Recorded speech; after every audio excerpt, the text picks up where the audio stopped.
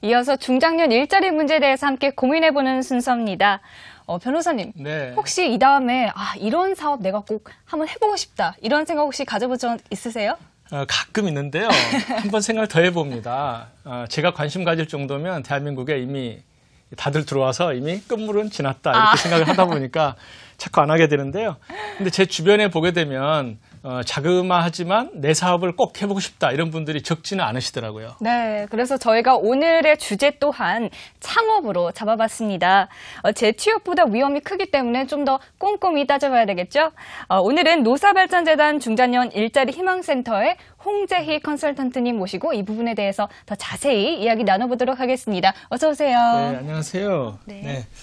40대 이상 중장년 취업에 이어서 이제 창업이 요즘 많이 관심이 있는데 실제로 이 시니어 창업이 늘어나는 추세인가요? 줄어드는 추세인가요?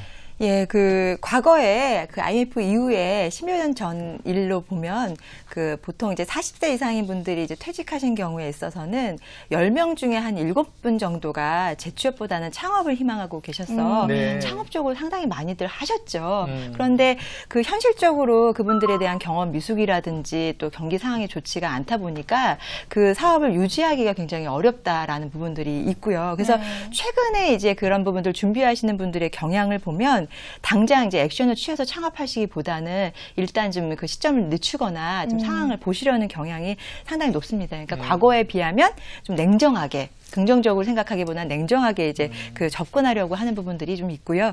하지만 이제 중소기업청이 발표한 12년 신설법인 동향을 보면 전년 동월 대비로 해가지고 보면 25% 정도가 이제 신설법인 동향이 이제 증가했다고 하고요.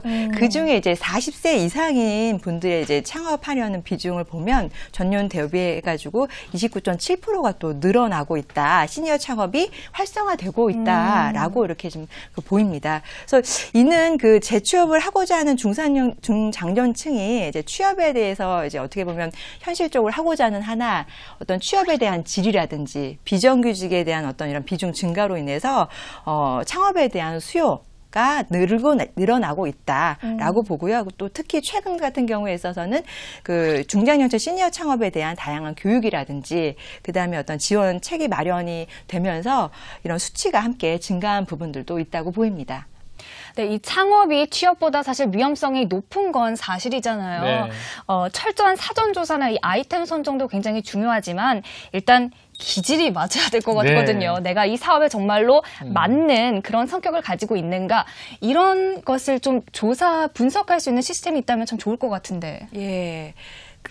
사전에 창업 적성 검사를 비롯한 이제 전문가의 상담이 절대적으로 필요한데요.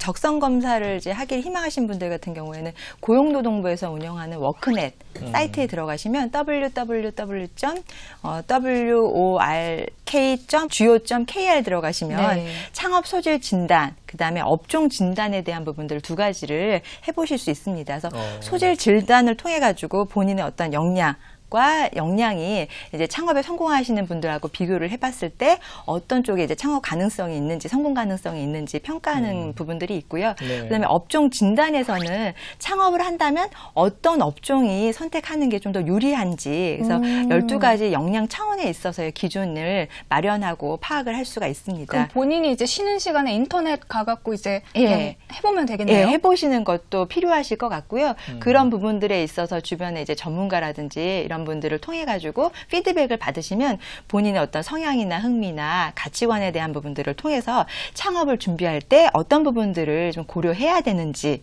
신중해야 되는지를 아실 수가 있습니다. 참 대단한 시스템이네요. 창업에 적합한지 여부, 또 어떤 업종에 적합한지 여부까지 알 수 있다니까 참 놀라운데요. 어떤 업종들을 많이 선호하시는지 그게 궁금해요. 옛날 같으면 이제 피자집, 치킨집 이런 것들이 많았잖아요. 어떤가요? 네, 요즘 같은 경우 이제 그 과거에는 보통 그 외식 업종의 비중이 상당히 높았습니다. 말씀하셨던 대로 피자집이라든지 치킨집이라든지 호프집이라든지 뭐 그 고깃집이라든지 네. 예, 이런 쪽의 외식업 비중이 높았고 외식업과 함께 판매 유통업에 대한 부분들을 선호하는 경향이 높았는데 그러니까 업종을 선택하는 데 있어서 굉장히 그 폭이 굉장히 좁았다라는 거죠. 근데 최근에는 사실은 이제 그 점포를 마련하고 운영하는 부분들에 있어서 과한 투자 비용들에 대한 것과 그다음에 운영상의 어떤 어려운 부분들, 부담감이 있기 때문에 과거보다는 이제 기술이라든지 본인의 어떤 노하우 그다음에 지식 기반으로 한 그런 창업이라든지 사업 쪽으로 좀 그 알아보려고 하시는 분들이 많고요. 특히 이제 요즘에는 1인 창조 기업이라든지 그다음에 뭐 사회적 기업 그다음에 뭐 협동조합 등에 대해서 관심이 상당히 높습니다. 또 네. 이런 부분들에 있어서도 철저하게 또 준비를 해야 되는 부분들도 있고요. 그렇죠. 그리고 또 특히 이제 창업 같은 경우에 있어서는 본인 위주로 해서 아이템이라든지 이런 부분들을 준비하시기보다는 어차피 창업을 운영을 하실 때 배우자라든지 자녀분들, 가족들의 개입이 예, 어떤 이런 부분들이 굉장히 절실합니다. 그렇기 때문에 그 준비하실 때 초반에 가족들과 어떤 그런 내용 공유를 좀 하시면서 어떤 부분들이 좀 더 우리 가족이 접근하기 용이한지를 같이 좀 이렇게 공감을 하시면서 준비해 나가시는 것이 필요하시리라 생각이 됩니다.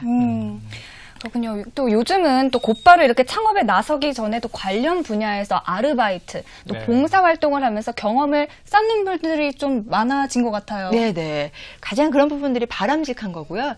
당장 이제 투자 비용을 마련해서 액션을 취하기보다는 그 생각하시는 분야 쪽으로 해서 어떤 일을 시작해 보시는 것, 아르바이트라든지 아니면 무급, 아니면 봉사활동을 통해서 일을 해보시면서 본인의 적성이 맞는지, 건강상의 어떤 이런 부분들도 가능한지, 운영에 대한 노하우들도 어떤 그런 기법들도 확인해 나가시면서 준비하시는 것이 가장 그 좋으실 것 같고요. 네. 그런 기관을 가지신다고 하면 아무래도 향후에 창업을 하셨을 때 리스크를 줄여 나가실 수가 있겠죠. 네. 예.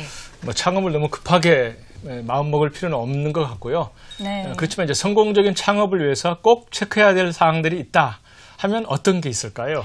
예, 그래서 과거에 그 기존의 이제 봉급자로서의 사고가 아닌 창업가 정신에 대한 부분들이 좀 무정이 되어 있으셔야 될 것 같습니다.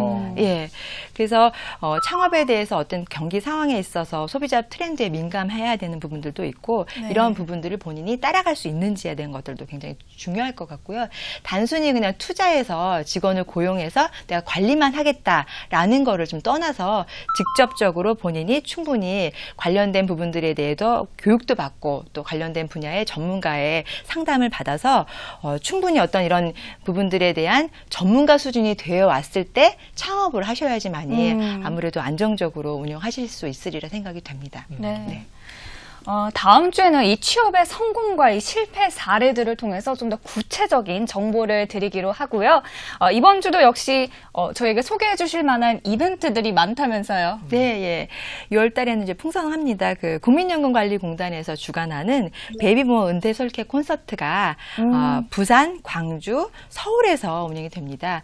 그래서 부산 같은 경우에 6월 13일, 광주에는 6월 20일, 서울 남부에는 6월 21일 진행이 되고요. 이때 오셔서 은퇴 설계에 대한 이제 다양한 뭐 강연이라든지 그다음에 이제 공연이 마련되기 때문에 참여하시면 유익한 시간이 되시리라 생각이 됩니다. 네. 오늘 이렇게 나와주셔서 다양한 정보 주신 홍재희 컨설턴트님, 좋은 말씀 고맙습니다. 네, 감사합니다. 감사합니다.